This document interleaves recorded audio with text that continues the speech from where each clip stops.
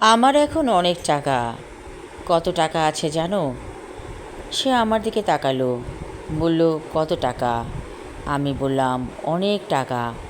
সে বলল, টাকা দিয়ে তুমি কি করো? আমি বললাম, টাকা দিয়ে আমি কি করব? এই টাকা পড়ে আছে, কোনো কাজেই লাগে না। আমার সময়গুলো চলে গেছে, যে সময়কে আমি ধরতে চাই।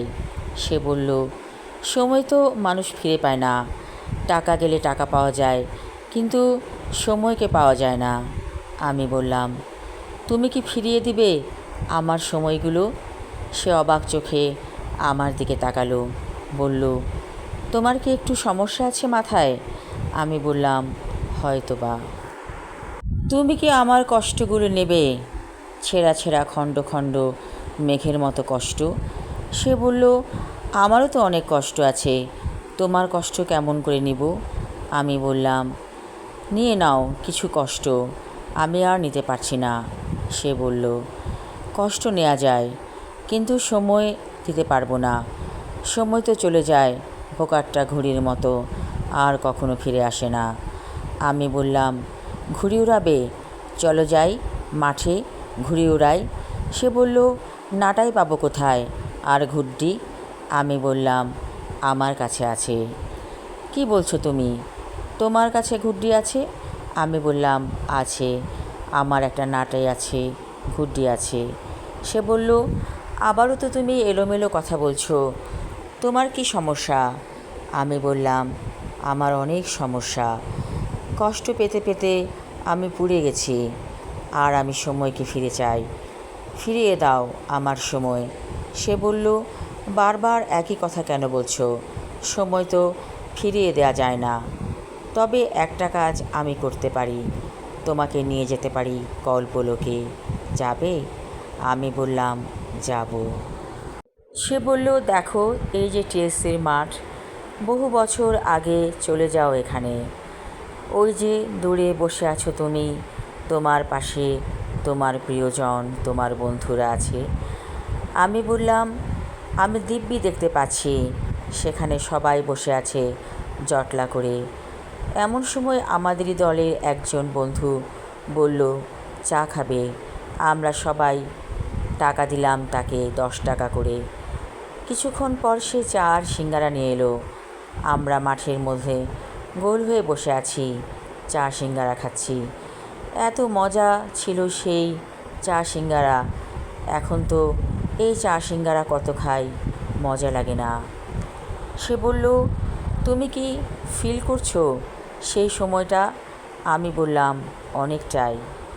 তোমার কি নাম? আমি বললাম, আমার নাম নীলিমা। সে বলল, আমার নাম অরণ্য। আমাদের আজই দেখা হয়েছে টিএসসি চত্বরে।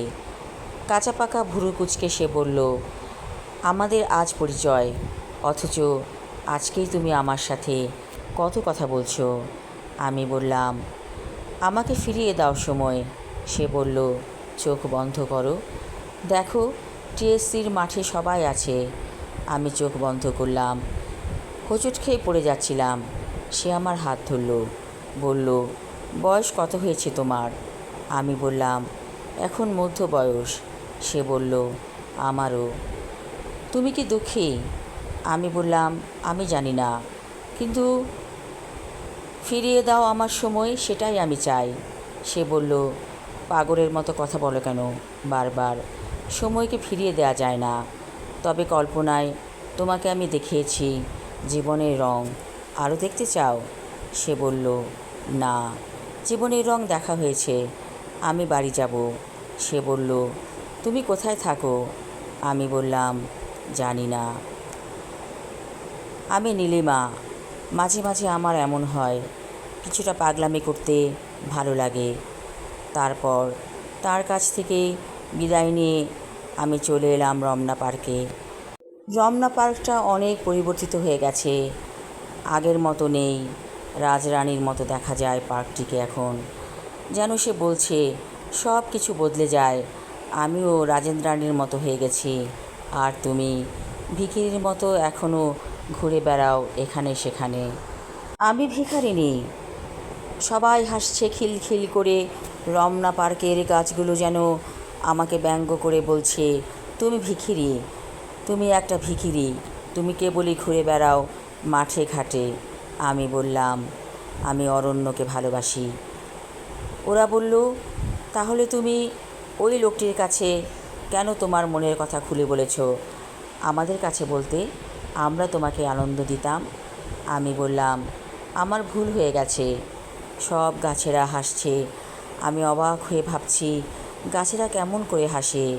হঠাৎ আমার কাঁধে মৃদু স্পর্শ। আমি দেখলাম আমার স্বামী। সে বলছে, নীলিমা, আবার তুমি পাগলামি করছো? আমি বললাম, এটা পাগলামি নয়। সে বলল, অবশ্যই পাগলামি। আমি বললাম, সজল, আমি কি ধীরে ধীরে পাগল হয়ে যাচ্ছি? সজল বলল, তুমি পাগল হয়ে যাচ্ছ না, তুমি ধীরে ধীরে শিশুর মতো হয়ে যাচ্ছ। আমি বললাম, শিশুরা তো পবিত্র, ওদেরকে সবাই ভালোবাসে। শিশুদের মধ্যে কোনো ভান নেই, ভনিতা নেই। মানুষ যত বড় হয় ততই সে পাপ পঙ্কিলতায় ডুবে যায়। সজল বলল, নীলিমা, আমার সাথে কি তুমি সুখী নও? আমি বললাম, তোমার সাথে আমি অনেক সুখী। সজল বলল, তাহলে কেন পাগলামি করো? আমি বললাম, সবাই তো একরকম হয় না, আমি অন্যরকম। সজল বলল, আমি তোমাকে কি দেইনি? টাকা পয়সা, বাড়ি গাড়ি সব কিছু দিয়েছি। আমি বললাম, আমাকে সময়টা ফিরিয়ে দাও। সজল বলল, এই সময়টা মানুষের জীবনের সবচাইতে দামি জিনিস। একবার চলে গেলে আর ফিরে আসে না, তাই সময়ের কাজ সময়ে করতে হয়। কী অপূর্ণতা ছিল তোমার? আমি বললাম, আমার কোনো অপূর্ণতা নেই, আমি পূর্ণ। সজল বলল, এবার বাড়ি চলো। হঠাৎ করে ঝমঝম করে বৃষ্টি নামলো। আমি বললাম, সজল, আমি বৃষ্টিতে ভিজব। সজল বলল, চলো, দুজনে ভিজি বৃষ্টিতে। আমি আমার লেখা ছোট গল্প ফিরিয়ে দাও সময় পড়লাম। আশা রাখছি ভালো লাগবে। ধন্যবাদ।